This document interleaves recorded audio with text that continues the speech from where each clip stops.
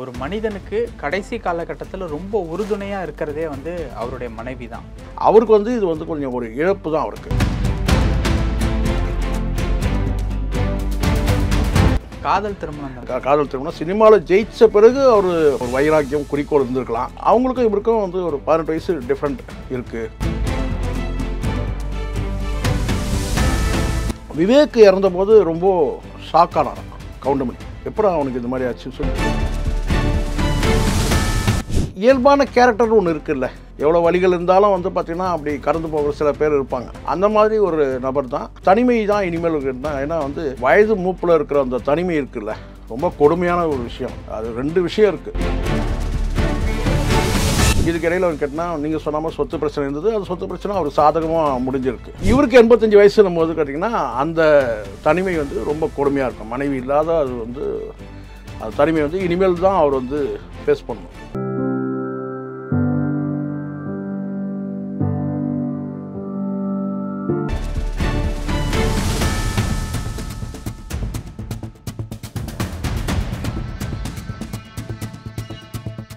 Real one நேயர்களுக்கு வணக்கம். இன்று நம்மளுடைய நேர்காணலுக்கு பிரபல யூடியூபரான திரு சேகுவர் அவர்கள் இணைஞ்சிருக்காங்க. சார் வணக்கம். சார் வணக்கம்.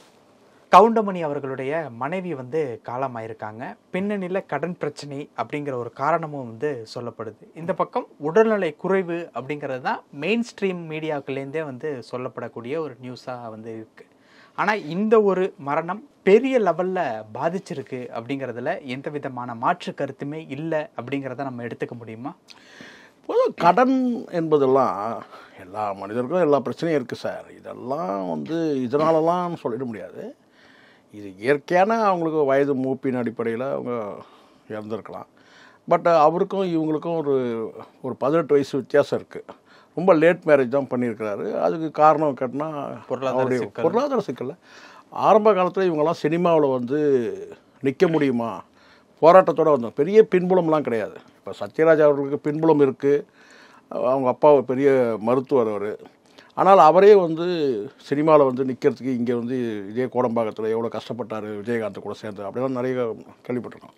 ஸோ அப்படி இருக்கும்போது இவங்கெல்லாம் கதாநாயகன் கனவுல வந்தவங்க. ஆனால் கவுண்டமணிலாம் கேட்டால் கதாநாயகன் கனவுலாம் இல்லை, சினிமாவில் முகத்தை காட்டுறதுக்கு வாய்ப்பு இருக்குமான்னு சொல்லி வந்தவங்க தான். ஆனால் அவருடைய அந்த 70கள்லேயே அவர் வந்து முகம் காட்ட தொடங்கியிருக்கிறாரு. சிவாஜி படங்களில் அதுவும் குறிப்பாக பெரிய ஸ்டார்னு சொல்லக்கூடிய சிவாஜி படத்துலேயே அவர் ஆரம்ப காலம் அவர் இருந்திருக்கு. பொதுவாக அவருடைய சினிமா கேரியர் வந்து கேட்டிங்கன்னா கிட்டத்தட்ட ஒரு 30 ஆண்டு காலம் மேலே அவர் சினிமாவில் வந்து ஒரு நல்ல பொசிஷன் ஸ்ட்ராங்காகவே இருந்திருக்கிறார். அதில் வந்து குறிப்பிட்டு ஒரு 15 ஆண்டு காலம் வந்து ஒரு காமெடி கிங்குன்ற அந்த இடத்துல ஸ்ட்ராங்காக இருந்திருக்காரு. ஸோ அதனால் இவங்க ஊரில் வந்து பின்புலம் இல்லாத வந்தவங்க சார். பெரிய பேக்ரவுண்ட்லாம் கிடையாது. விஜயகாந்துக்கு ஒரு பேக்ரவுண்ட் இருக்குது. பேக்ரவுண்ட் மீன்ஸ் நான் சொல்ல கேட்டால் ஒரு ஃபேமிலி பேக்ரவுண்ட். இல்லாத இவங்கெல்லாம் பெரிய அளவில் இவங்களுக்கு வந்து பின்புலம்லாம் கிடையாது. முழுக்க நம்பிக்கை தான் இவங்களுக்கு பின்புலம், தன்னம்பிக்கை தான் பின்புலம். கவுண்டமணி பொறுத்த வரைக்கும் நான் இப்போ குறிப்பிட்ட சில விஷயங்களுக்கு நான் வந்து ரொம்ப இருக்கிற காமெடியில் நீங்கள் வந்து யாரை நீங்கள் ரொம்ப நான் ரசிப்பீங்கன்னு சொன்னால் தங்கவேலு, கே தங்கவேலு. அடுத்ததுன்னா இவர் வந்து டொனால்ட் தங்கவேல் சொல்லுவாங்கள்ல அவர். அடுத்ததுனா நான் கவுண்டமணி தான் விரும்புவேன். ஏன்னா அந்த 2 காமெடி எனக்கு ரொம்ப பிடிக்கும். மற்ற காமெடியெலாம் எனக்கு நாகேஷ் காமெடி, எனக்கு வந்து வடிவேல் காமெடி, விவேக் காமெடி, இந்த காமெடிலாம் எனக்கு வந்து கேட்டால் 2 காமெடி. ஒன்று டொனால்ட் தங்கவேல். அது காரணம் கேட்டால் அவர் வந்து 2 பேர்கிட்ட ஒரு குவாலிட்டி இருக்குது. டொனால்ட் தங்கவேல் வந்து அபசகனமான எந்த ஒரு வசனத்தையும் அவர் வந்து பேச மாட்டார். ஒருத்தரை திட்டுறதுலாம் பேசவே மாட்டார். ஒருத்தர் திட்டி வசனம் சொன்னால் என்னால் அப்படி பேச முடியாது அப்படின்னு சொல்லுவார். அதுக்கு ஒரு கடந்த காலத்தில் ஒரு உதாரணம் கூட இருக்குது. என்னென்னு கேட்டால் ஒருத்தனை வந்து நாசமாக போன்னு திட்டணும்னு சொல்லும்போது முடியவே முடியாது. நான் கோடி ரூபாய் சம்பளம் கொடுத்தா கூட என்னை வந்து அவனை நான் நாசமாக போன்னு சொல்லி நான் திட்டமாட்டேன். அப்போ எப்படி திட்டணும்னு கேட்டேன். அதே டைலாக்கை நான் வேறு மாதிரி மாற்றி சொல்லிட்டு வாயா நல்லவனே ரொம்ப நல்லா இருப்ப நீ அப்படின்ற மாதிரி பாசிட்டிவான வார்த்தையை போட்டு பாசிட்டிவான வார்த்தையை போட்டு திட்டுறது. அதுக்கு அப்படியே நேர்மாறாக இருப்பார் கவுண்டமணி. திட்டணும்னா டைரெக்டாக ஒரே போடு. அதே மாதிரி வசனங்கள் பேசுவோம் சொல்லு, அது நாயே பேய என்ன வசனமாக இருந்தாலும் சரி அது மாதிரி பேசக்கூடியவர். எல்லாத்தோட கேட்டால் இந்த சில பேர் சென்டிமெண்ட்டாக சில பேர் சொல்லுவாங்கள்ல, ஒரு படத்தில் உங்களுக்கு தெரியும்னு நினைக்கிறேன், அவருடைய படத்துக்கு அவரே வந்து மாலையை போடுவார் ஒரு காட்சியில்.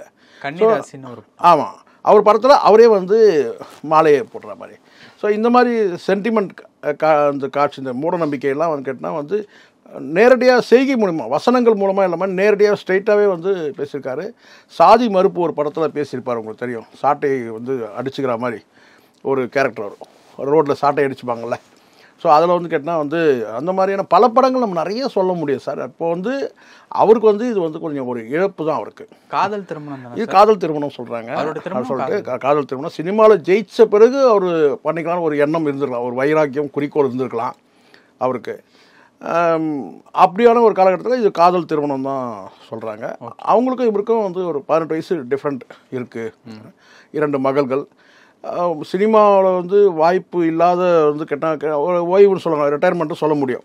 அப்படியான ஒரு காலகட்டத்தில் கிட்டத்தட்ட ஒரு வந்து சொல்கிறாங்க 450 படத்தை நடிச்சிருக்காரு. பெரிய அச்சீவ்மெண்ட் இல்லை, 450 படம். அதில் ஒரு 10 படம் வந்து படம் ஓடிச்சோ இல்லையோ, ஆனால் கதாநாயகன் நடிச்சிருக்கார் 10 படம். விவேக் இறந்தபோது ரொம்ப ஷாக்கானாராம் கவுண்டமணி. எப்படா அவனுக்கு இந்த மாதிரி ஆச்சு சொல்லி பல பேர்கிட்ட கேட்டாராம். அந்த விவேக் இருந்தார் இல்லையா அந்த கொரோனா பீரியடில், அந்த மாதிரி. ஸோ அந்த மாதிரி கேட்டால் கவுண்டமணின்னா வந்து தமிழ் சினிமாவில் வந்து காமெடியன்களுடைய அந்த இதில் வந்து பார்த்திங்கன்னா கவுண்டமணிக்கு ஒரு தனி இடம் இருக்குது. ஓகே. ரிட்டையர்மெண்ட்டுக்கு பிறகு கூட பார்த்திங்கன்னா அவர் வந்து எந்த மேடைகளில் ஏற மாட்டார். சர்ச்சையான பேச்சுகளுக்காக பல மேடைகளை தவிர்த்த நடிகர் எப்படி அஜித் எப்படி தவிர்க்கிறாரோ, அஜித்லாம் வந்து ஜூனியர் ஆர்டிஸ்ட், இவர் கம்பேர் பண்ணும்போது எப்படி அஜித் வந்து மேடையை தவிர்த்துக்கிறாரோ அது மாதிரி சர்ச்சையான பேச்சுகள். ஏன்னா இவர் யதார்த்தவாதி, அதனால் மேடையை பெரும்பாலும் வந்து கவுண்டமணி வந்து தவிர்ப்பார். இன்டர்வியூவும் கொடுக்க மாட்டார். இன்டர்வியூ அப்படி போனான்னா சிக்கி சின்னாபின்னமாகி வருவான், இன்டர்வியூ எடுக்க போகிறான். ஏன்னா அந்த மாதிரி இவர் ரொம்ப யதார்த்தவாதி அவர். அதனால் அவருக்கு வந்து இது பெரிய லாஸ் தான். எப்படி இருந்தாலும் வந்து என்ன அவருடைய ஒரு வந்து கிட்டத்தட்ட ஒரு 18 இயர்ஸ் கேப் வரும்போது பார்த்தீங்கன்னா அவர் காதல் திருமணமாக இருந்தபோது கட்டினா இவங்களுக்குள்ள எவ்வளோ பிணைப்பு இருந்திருக்கும். லாஸ் அப்படின்னு சொல்கிறப்போ வந்து ஒரு மனிதனுக்கு கடைசி காலகட்டத்தில் ரொம்ப உறுதுணையாக இருக்கிறதே வந்து அவருடைய மனைவி தான்.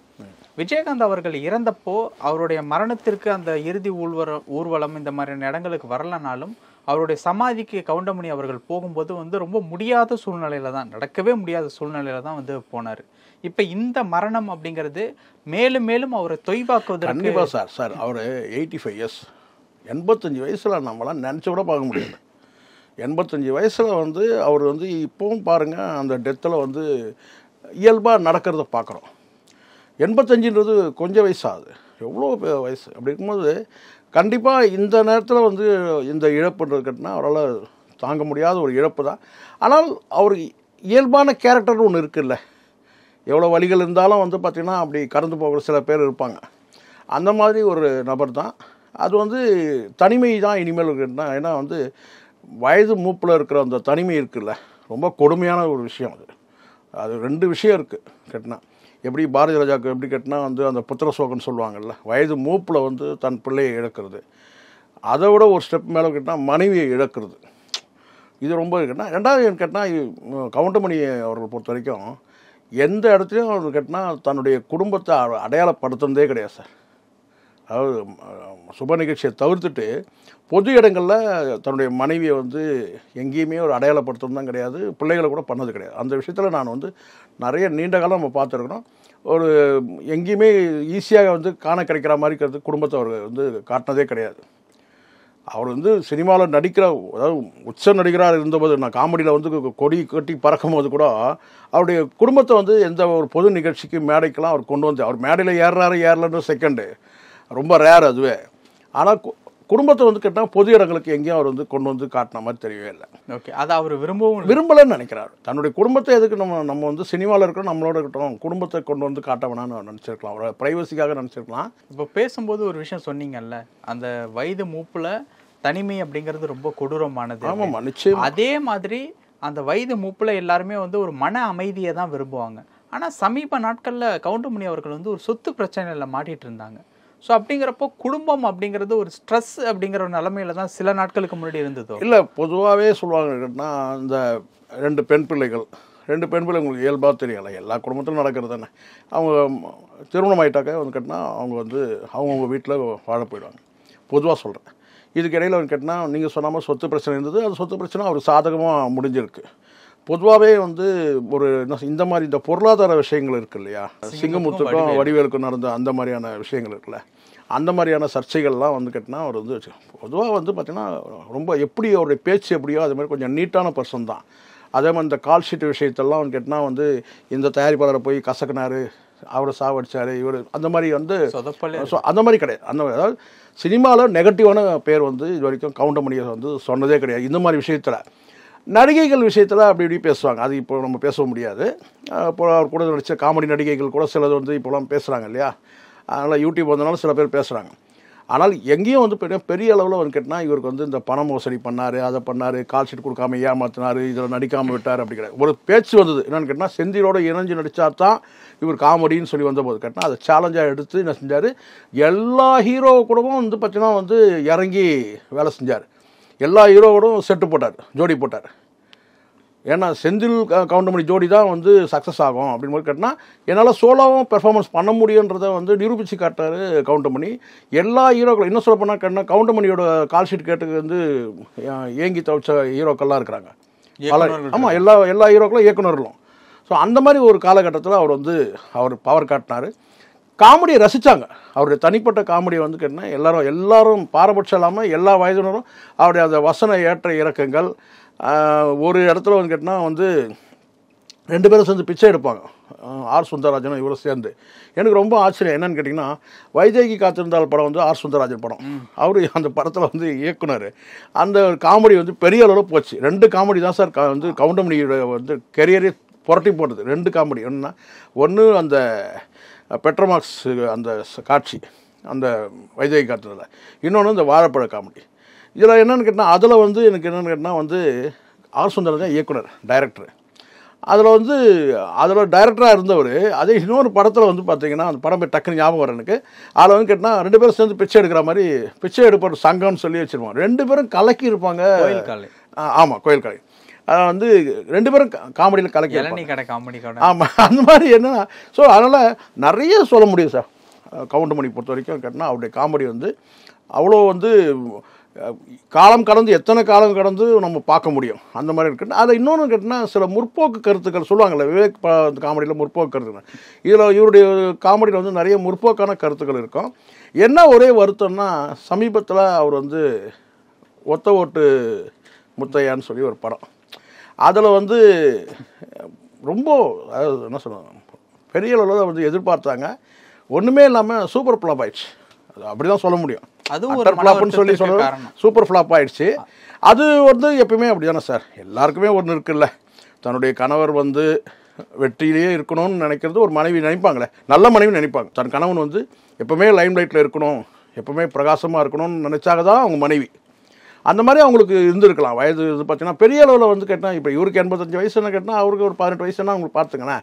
ஸோ ஒரு 65 வயதுன்னு சொல்லும் போது கேட்டால் வந்து அது பெரிய வயதுலாம் சொல்ல முடியாது.